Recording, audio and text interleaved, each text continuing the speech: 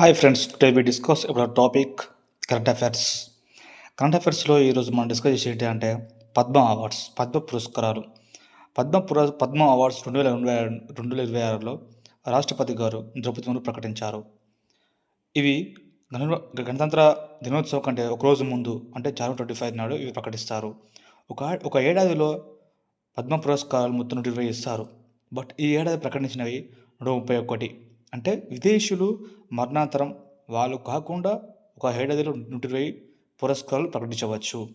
అందులో పద్మవిభూషణ్ 5, పద్మభూషణ్ 13, పద్మశ్రీ 113. పద్మవిభూషణ్ ఎన్ని 5, పద్మభూషణ్ 13, పద్మశ్రీ 113. ఇందులో వచ్చేసి మహిళలు 19, అంటే 19 మందికి ఇచ్చారు మహిళలకు. విదేశీయులకు 6, మరణాంతరం 16, క్రీడాకారులు 9 మంది. ఎక్కువ గల రాష్ట్రాలు మహారాష్ట్ర 16, తమిళనాడు 13, యూపీ 12, తెలంగాణ 7, ఏపీ 4.